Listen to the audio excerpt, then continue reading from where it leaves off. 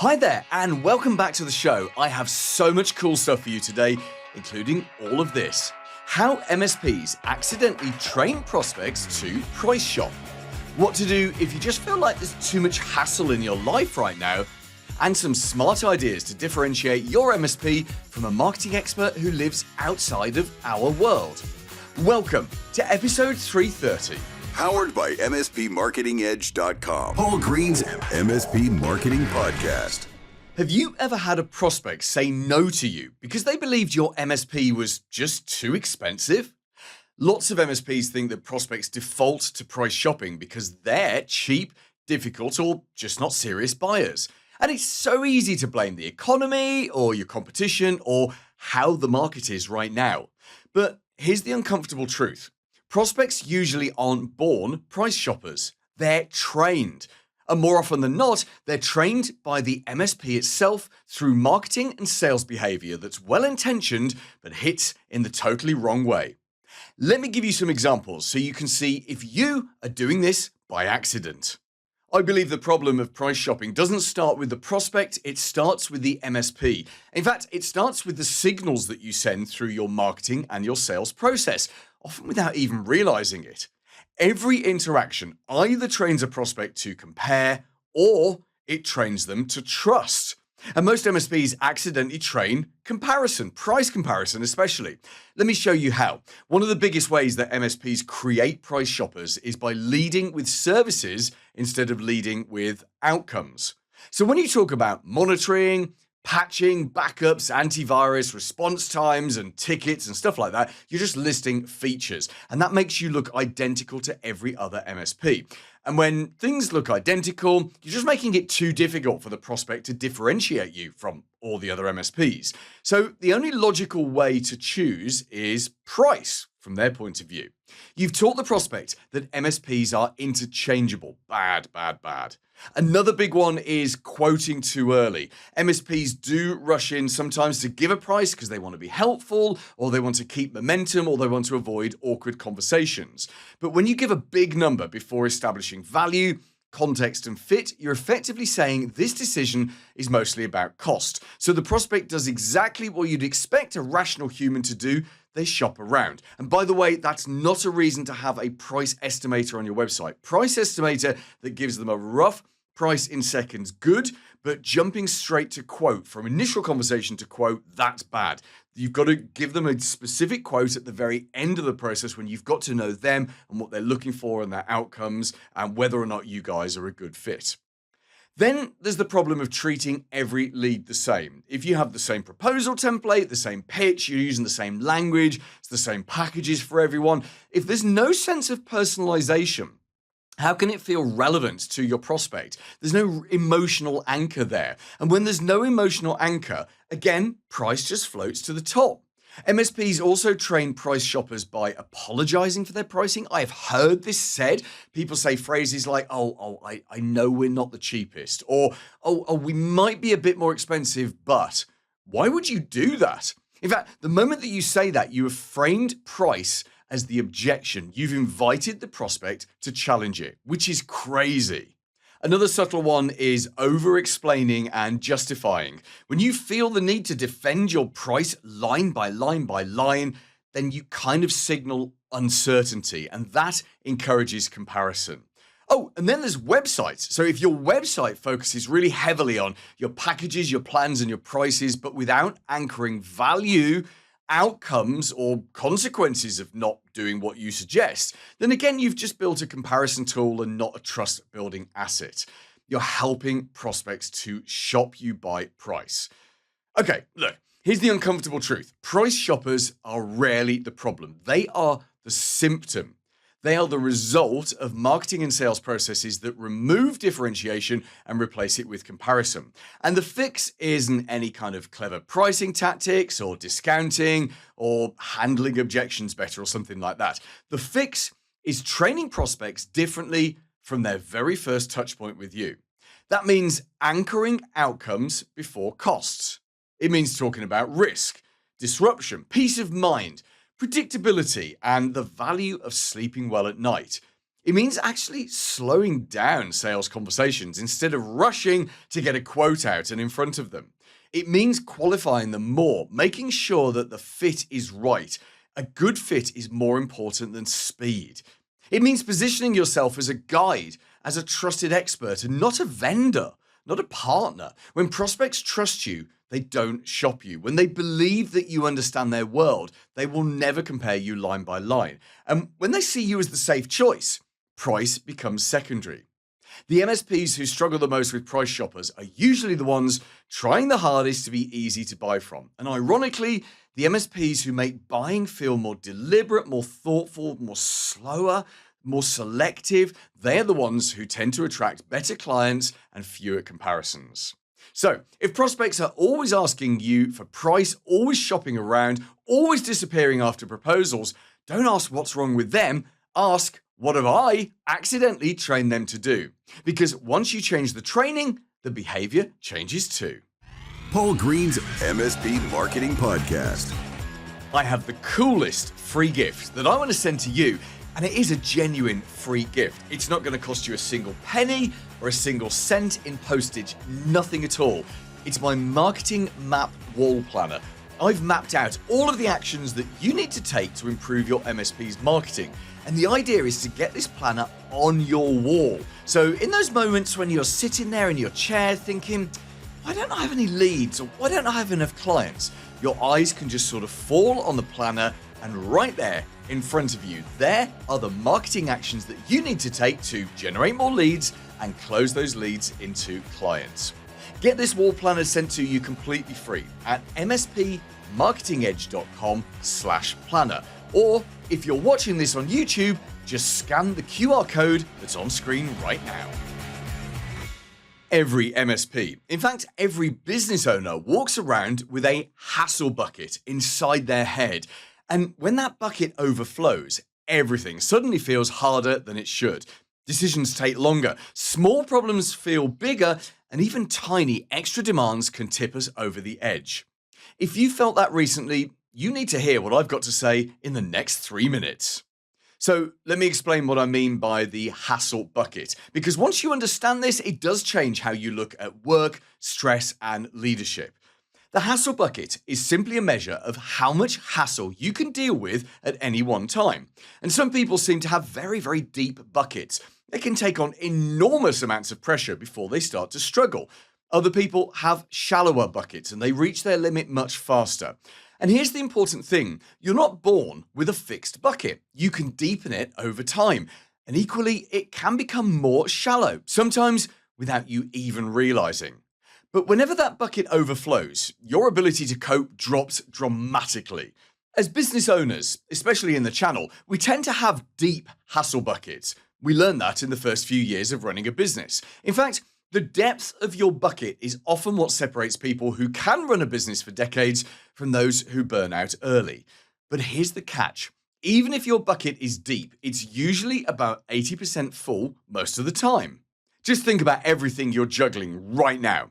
Cash flow, which, when it's not right, can be mentally destructive. Staff, which is a bit like having extra children who all look to you for answers. Winning new business, keeping existing clients happy, solving problems, making big decisions, and carrying responsibility. If a completely sane person looked at that list, they'd run a mile. And yet, you and I, we don't run a mile. We take it on willingly because the positives outweigh the negatives by a massive margin. We get freedom, flexibility, and personal growth. Oh, and the opportunity to build something meaningful. The chance to change your family's future. All of that makes it worth it. But there are points in the year, often around now actually, as we're sort of a few months past Christmas, when the hassle bucket gets dangerously close to the top. And I know this, and the reason I wanted to talk about this in this video and on this podcast is because my hassle bucket is right near the brim right now, and it's completely self-inflicted. Right now, I've got too many projects on, I've done too much travel, and on top of that, there's the emotional and the time pressure of accompanying my daughter to a whole load of open days and auditions because she's working towards going to drama school in September.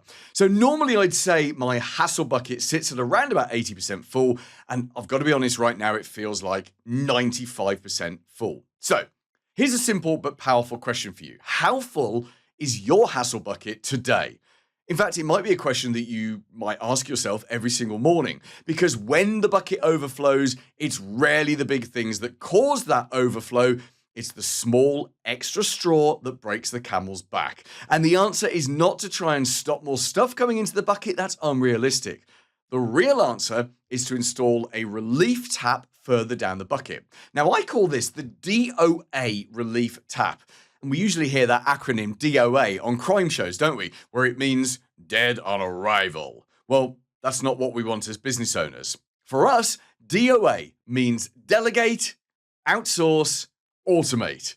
It's about acknowledging that even though you're capable, even though you're very good at what you do, and even though part of you believes that no one can do it as well as you, there are still many things you don't personally need to do anymore.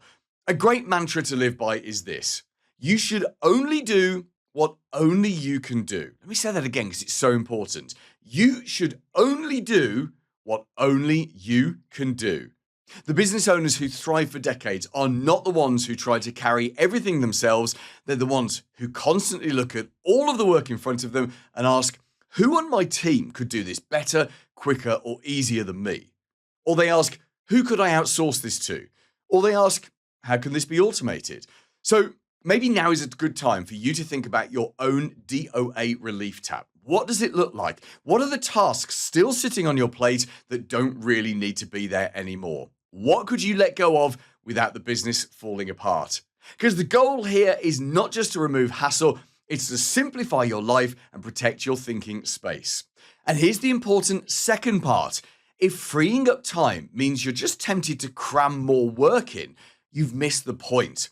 The real prize is working more on the business and less in it. Take a proper lunch, go for a walk, switch off occasionally, give your brain the space it needs to think clearly.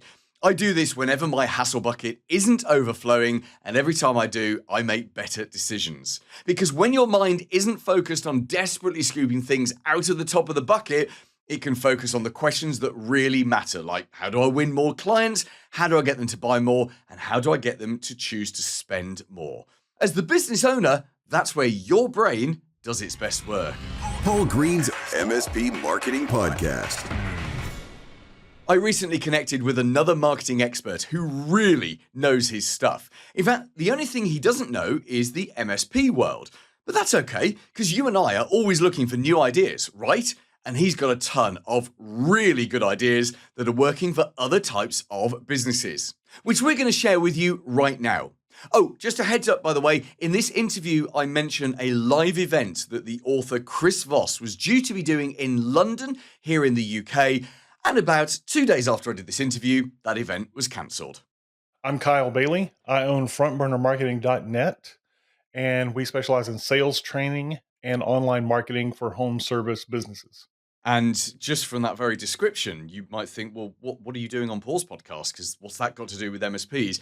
And we are trying an experiment today. You see, for the last 6.5 years or so, almost every single guest we've had on has either been from within the channel or they know the channel really, really well. Now, Kyle, you do know the channel, and I know you've worked with MSPs in the past, but primarily these days, your focus is outside of the channel. And as you say, you work with home service businesses like HVAC, which is air conditioning for those of us that are British, and plumbers and builders and all that kind of stuff. And I know you'll tell us about that in a second. The reason I've got you here is because you've got great marketing knowledge. And I've just in the 10 minutes you and I have been talking before this interview, you've given me some really cool ideas. And I know you're going to do exactly the same on our interview today. So an expert from outside of the channel giving advice to us here inside the channel. Welcome to the show. Just tell us a little bit about your marketing career and what kind of stuff you do now for what kind of businesses. Yeah, so I've been in sales and stuff for a long time before 2010. 2010 is when I started my agency. It was right when Facebook began their business page movement. Everybody thought that Facebook was going to replace Google, which has been said many times, and that didn't happen. But that's what launched me into the business, and I was almost immediately serving home service businesses. I grew up in the trades, so I always say I've been a lumberjack and a framer, but I've actually done everything that touches the house. I've installed AC, I've done roofing, remodeling, the whole 9 yards. So I love the trades. And so I love serving them and helping them out. Yeah. And you help them with their marketing, so that's the kind of the websites. Yep. It's the same problems that MSPs have, right? Which is a really good presence, credibility, authority, traffic, Mhm. leads, all of those kind of things. Right. And then, so I deal a lot with folks who have a great in or IRL, as the kids might say, in real life presence. They do great work. They have great reviews. But then when the customer comes to the website, there's a letdown because Mm, that online presence doesn't match it. So we primarily are pulling people into the 21st century as far as look and feel of the website, the execution of the website, and the content piece is really big because those key points of problem solutions that they offer that needs to be present on the website, early and often. And so yeah. that's what we're doing most of the time for our folks. I think it's interesting. You and I, as I'm going to label us marketing professionals. You and I know that many of the marketing things that MSPs need are exactly the same marketing ingredients that an HVAC firm would need. Yeah. And obviously there are some differences because they're a B2C, they're a business to consumer business, whereas obviously the vast majority of MSPs are B2B. Hmm. But yeah, you and I know the basic core ingredients are the same. Are the same for any business, and it is absolutely about engaging with the right people in the right way and influencing them emotionally to pick you, as well as giving their brain the right information it needs to make a decision as well.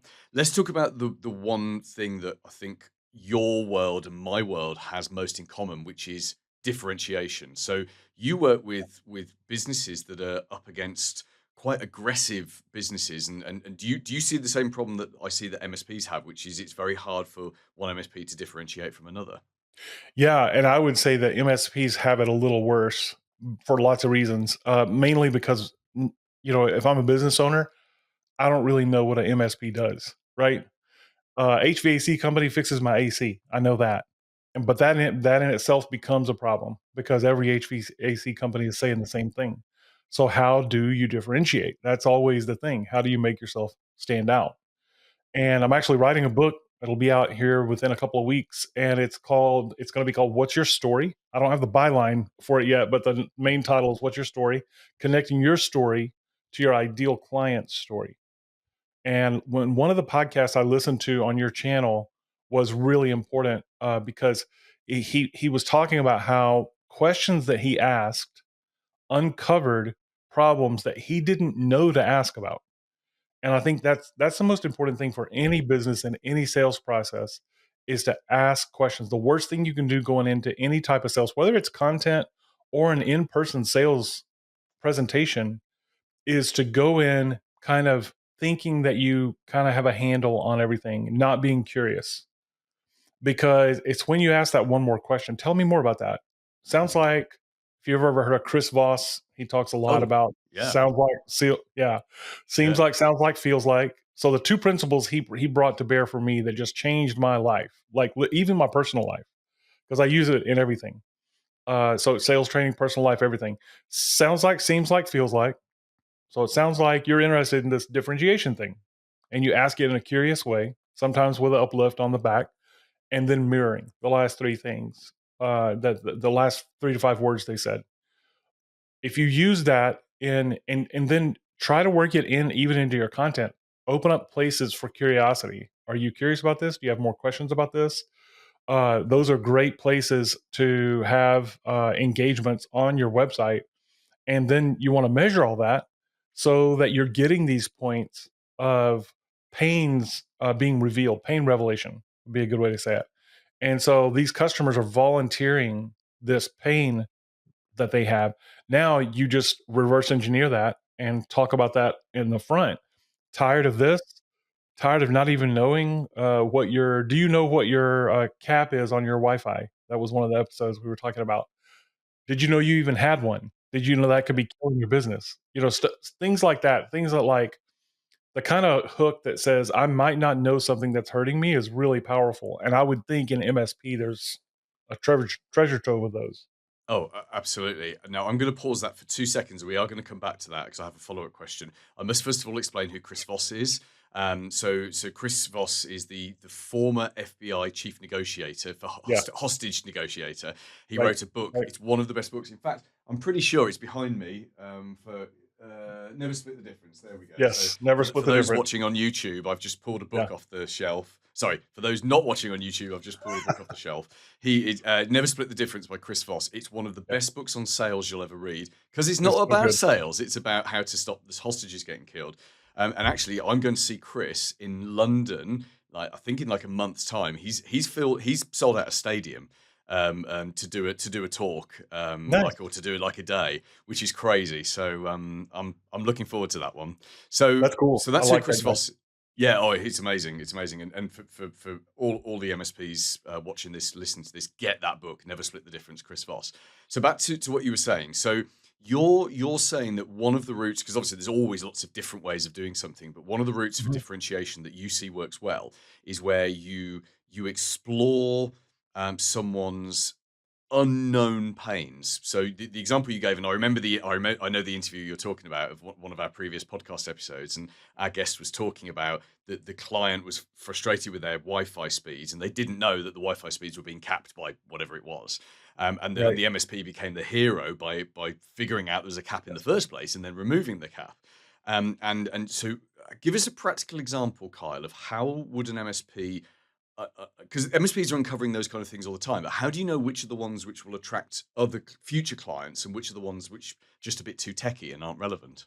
Yeah, I think a strategy session with somebody outside is a great way. Somebody who understands how to ask questions is really really powerful because it's the forest for the trees thing, right? You get Mm, so close to your business and what you're doing every day, you don't realize the difference between this and this. This is the normal thing. This is the one that's outstanding that will blow the doors open on your business because mm, people don't know this one as well, right?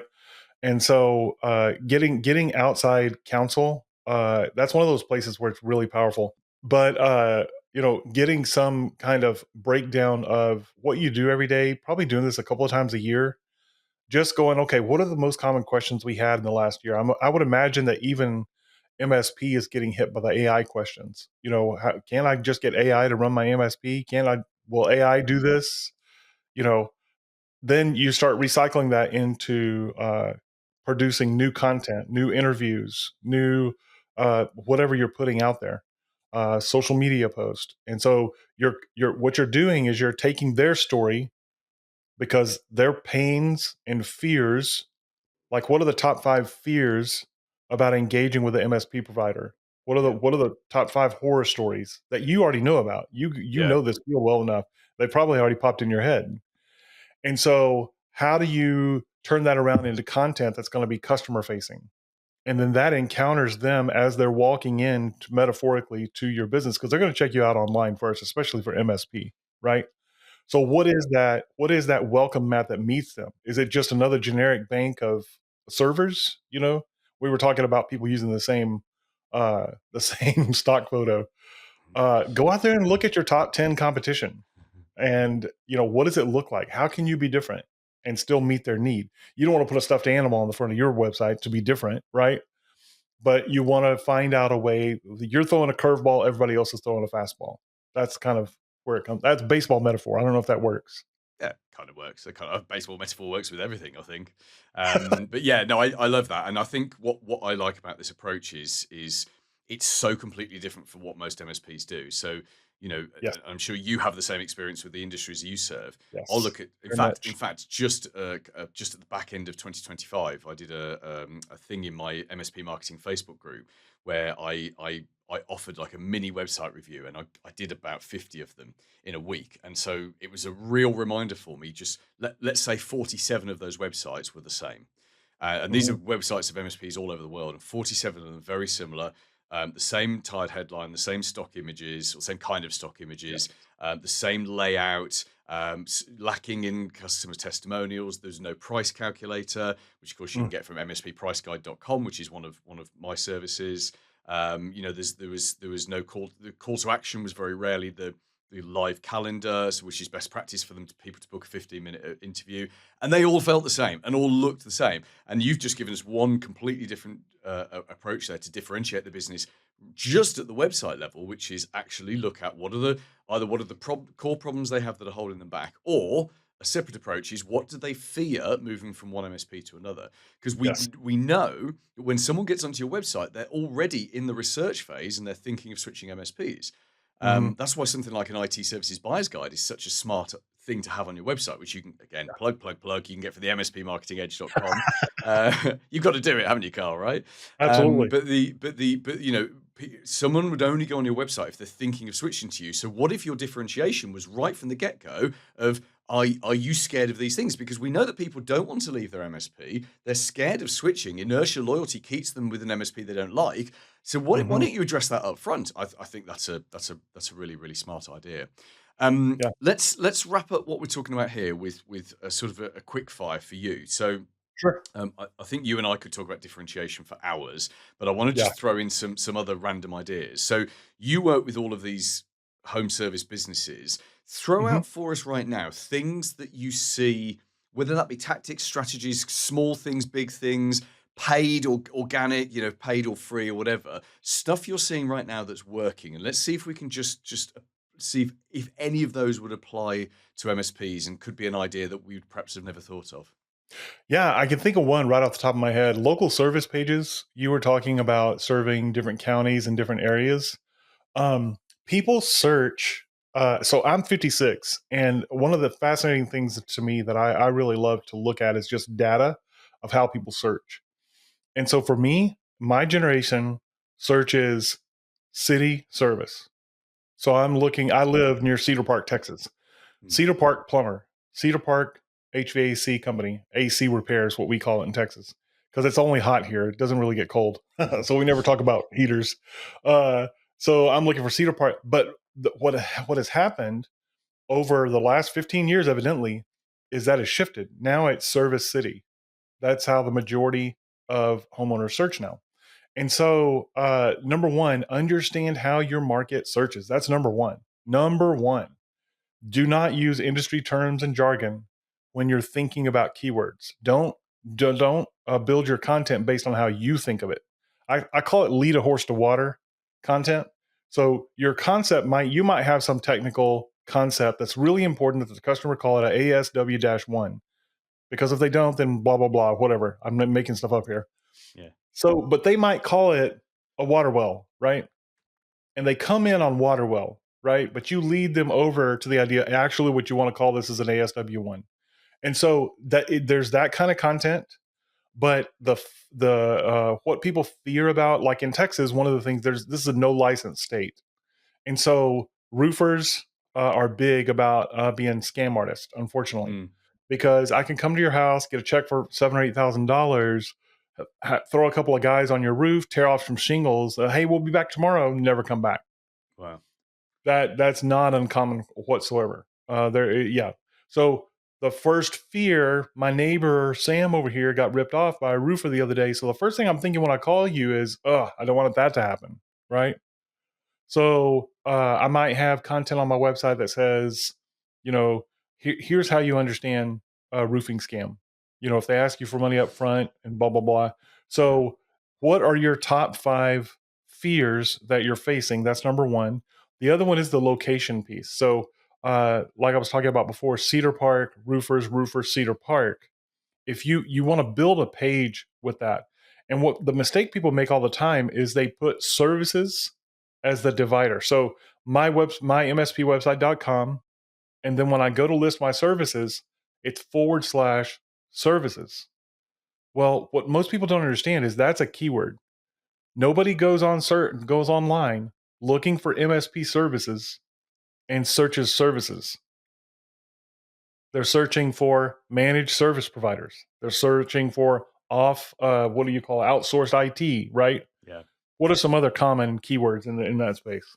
So actually, a managed service provider is internal jargon. So IT Okay. support is what ordinary people call it, as a great example. But yeah, you're right. They might be searching for cybersecurity. They might be Mhm. searching for they might be searching for specific problems. Often Okay. it's a problem based approach. But yeah, Yeah. that's a really good example.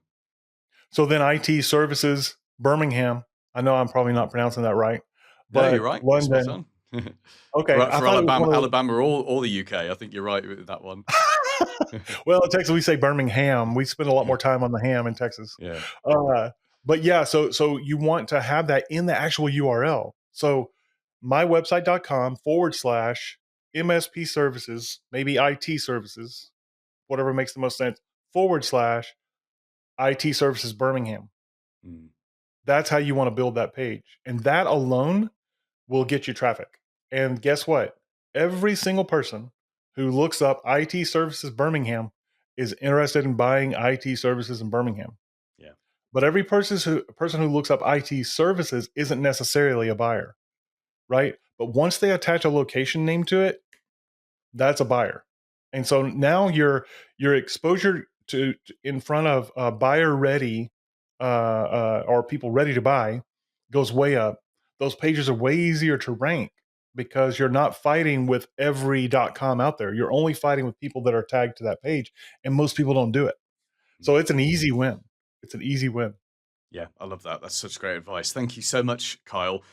So just for those MSPs that you mentioned sales training a couple of times that you do, which, Yeah. and obviously sales training that you would do would be completely applicable to MSPs. So for those Sure. MSPs that want to have a chat with you about that, or just reach out to you and connect with you, what's the best way to get in Mhm. touch?